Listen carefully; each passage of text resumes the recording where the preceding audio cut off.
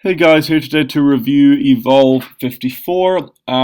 Overall, it was like a bit of a disappointing show, really. On paper, it looked quite strong, and yes, the matches were fairly consistent, but they weren't as consistently high as I was kind of hoping for.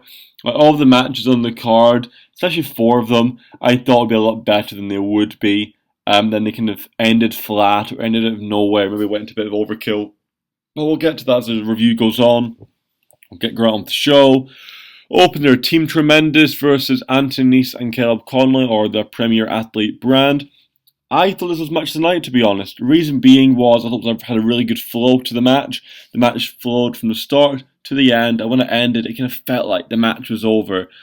I felt other matches on this show kind of ended either way too early or just so late, and that just completely took me out of it. I didn't have that continuous flow to the end. When I thought it should have ended, it went on for 10 minutes, and I thought it was a bit unnecessary. But this match was really good. As I say, match of the night. I thought Team Trends were really great here. They played kind of underdog, kind of baby faces. Some big, nice high spots. Had Dan Barry had some awesome big man moments down the stretch with that kind of big, massive clothesline on Nice. That was awesome. Their finish was sick. Crowd pop huge. I think it was the loudest the crowd was the whole night. During this match, I think that would be fair enough. Second match was Fred Yehi versus Matt Riddle. Haven't seen a huge amount of either of these guys, but I thought this match was good. For as long as like 5-6 minutes, and for a 5 or 6 minute match, it was really as good as it was going to be. Matt Riddle had some really nice submission counters. Fred Yehi's suplexes, belly to backs were awesome. It's a 2 3/4 star match. It was good stuff, really good stuff. For the time it got. Bear in mind it was only 5-6 minutes, even if that. But Matt Riddle was definitely impressive. I heard he had a really great match with Tracy Williams on 55, so I'll definitely watch that as soon as I get the chance. Ethan Page against Tommaso Ciampa. This match, I didn't really get into this match a huge amount at all. I didn't really feel these guys worked great together. I just don't like the psychology that was present within this match. I didn't really make a huge amount of sense. Ciampa, when he's not like, deadly serious, is really quite hard to watch, really. His weak comedy stuff and doing the running around the ring for the kicks, it really doesn't really suit his character. He's more like a heel Roman Reigns, you can call him, when he's actually just a badass Italian, Sicilian psychopath. And that's kind of where he does his best work, and this wasn't his best work. I felt this went to overkill too. They were trying to work kind of a big, quite long classic, but it went to overkill. And the near falls no one really popped for. I didn't really pop for them, and the crowd wasn't really into this at all. It was not that good a match really. T.J. Perkins and Drew Gulak against Zack Sabre Jr. and Sami Callihan. This match started out really well, and this is be similar to the main event. Really nice exchanges early on. I love the kick out into the stretch muffler by Sami Callihan and TJ Perkins. That was great stuff. Middle of the match and the ending just felt really flat for me. I didn't really feel like it built that well. It didn't flow as well as the opening tag.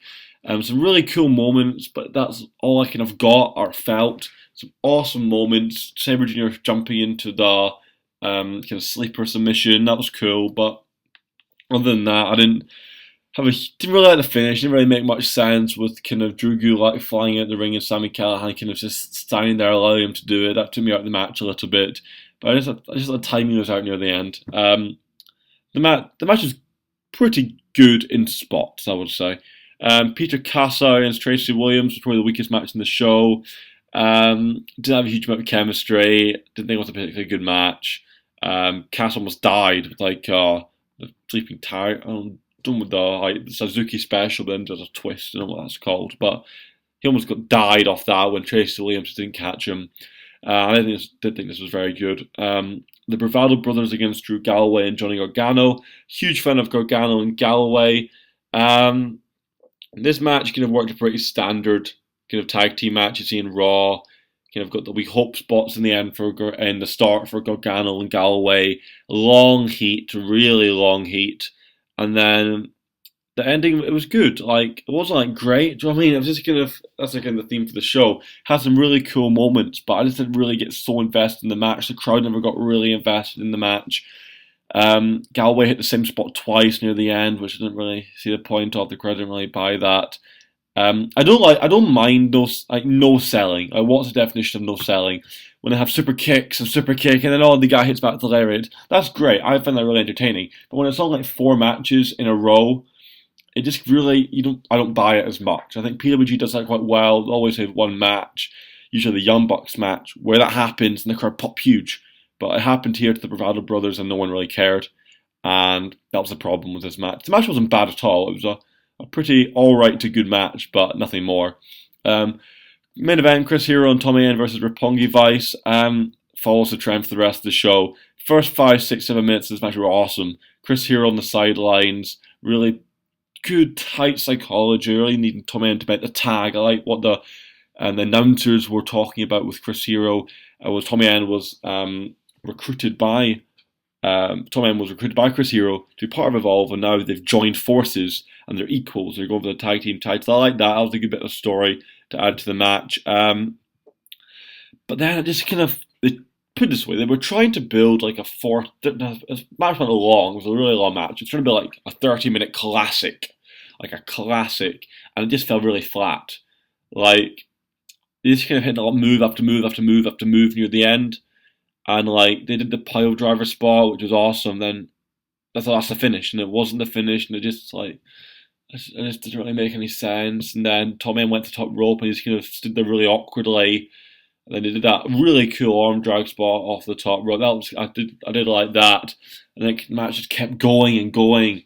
If we just cut 15 minutes off this, it would be as good, if not probably better. Nothing. The guys worked hard, but I wasn't into it really. The crowd wasn't into it really. There's some really cool moments, but nothing to justify me kind of giving it 3 stars and more. It wasn't a bad match by any stretch of the imagination. It just maybe was a bit underwhelming. Evolve 54, I've been told was the worst show of the weekend, so I'm looking forward to watching the other two. I heard Chris Hero, Tommy End, Sami Callihan, and Sabre Jr. had a fantastic match in the 53. But this show was quite flat for me.